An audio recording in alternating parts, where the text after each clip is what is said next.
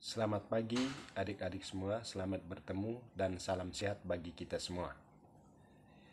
Hari ini saya akan menjelaskan materi ketimpangan sosial yang teks lengkapnya itu sudah ada di tangan kalian. Bahkan pertemuan pertama sudah kita jelaskan secara singkat.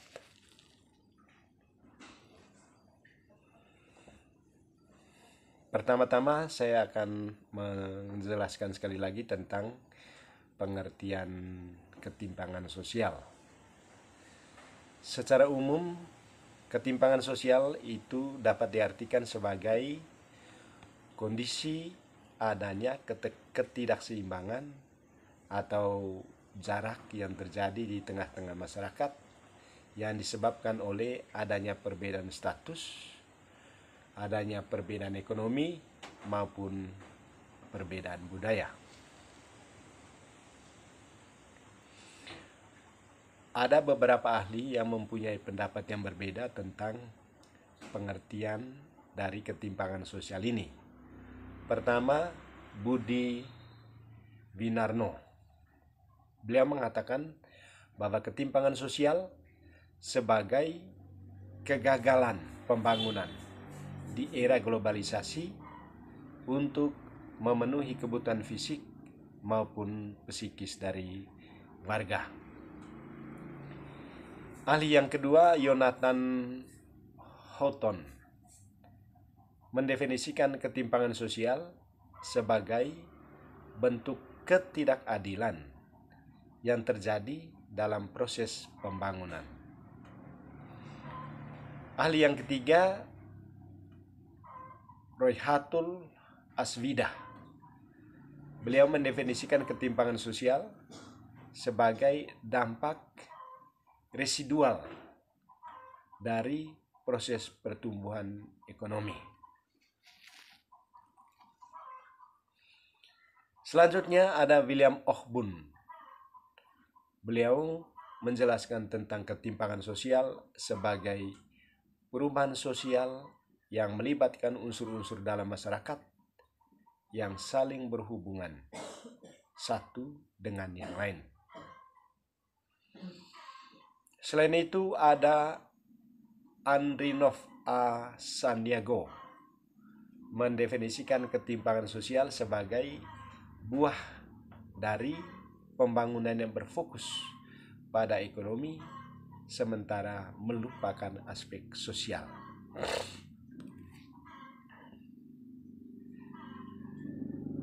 Selanjutnya kita akan melihat itu bentuk-bentuk ketimpangan sosial. Seorang pakar yang bernama Andrinov A. Sandiago menyebutkan ada 6 ketimpangan sosial. Antara lain, pertama, ketimpangan pengembangan diri manusia. Bentuk ketimpangan ini menjadi faktor yang sangat berpengaruh pada kesejahteraan seseorang. Ketimpangan pengembangan diri manusia biasanya disebabkan oleh rendahnya pendidikan seseorang yang bisa mempengaruhi pola pikir seseorang tersebut. Tanpa pendidikan yang baik atau bagus, seseorang dapat menjadi pemalas, menjadi pesimis, dan mudah menyerah. Yang kedua, ketimpangan antara desa dan kota.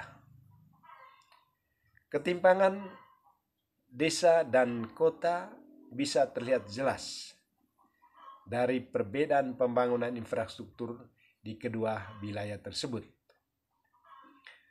Pembangunan infrastruktur di kota tampak lebih masif dan cepat dibandingkan dengan di desa.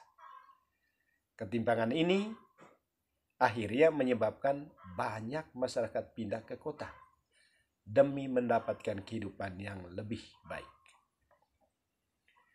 Ketimpangan antara desa dan kota ini juga dipengaruhi oleh akses dan kualitas pendidikan. Akses dan kualitas pendidikan di desa yang masih minim membuat pola pikir dan kesejahteraan masyarakat desa tertinggal jauh dari masyarakat di kota. Selanjutnya ada ketimpangan antar wilayah dan subwilayah. Perbedaan wilayah juga menjadi bentuk ketimpangan sosial yang kerap terjadi di dunia. Bagian atau subwilayah biasanya memiliki akses dan fasilitas yang lebih sedikit dibandingkan dengan wilayah yang lainnya. Misalnya, pembangunan infrastruktur lebih banyak dilakukan di wilayah pusat seperti Bandung daripada subwilayah seperti Ujung Bedru, Bojonegoro, dan Tegalega.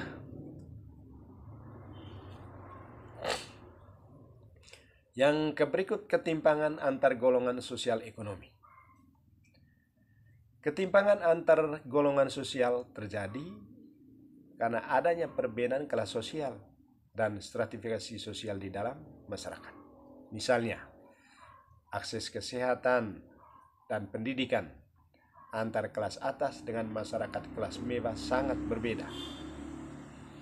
Masyarakat kelas atas memiliki akses kesehatan dan pendidikan lebih baik dibandingkan dengan masyarakat kelas bawah.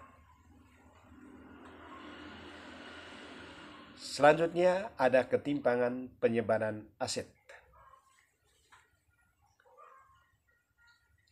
Ketimpangan penyebaran aset tidak merata terjadi karena pendistribusiannya hanya berpusat di perkotaan, sementara di daerah-daerah biasanya sangat tertinggal.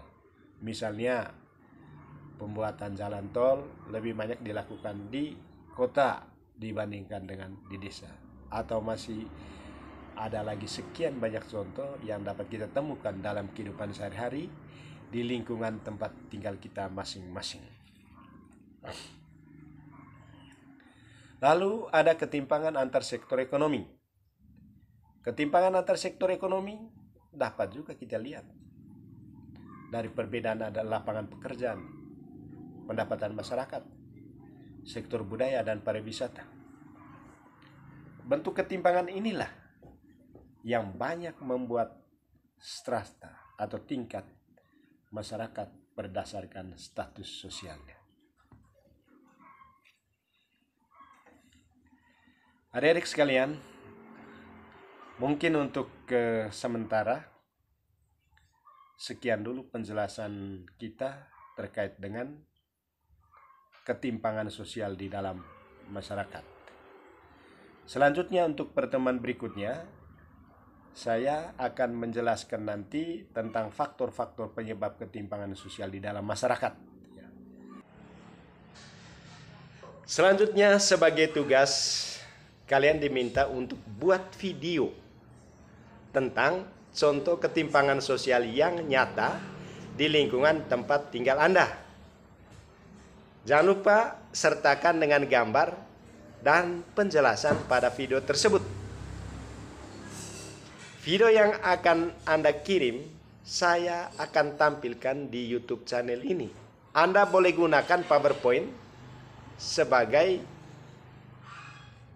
aplikasi presentasinya. Terima kasih banyak.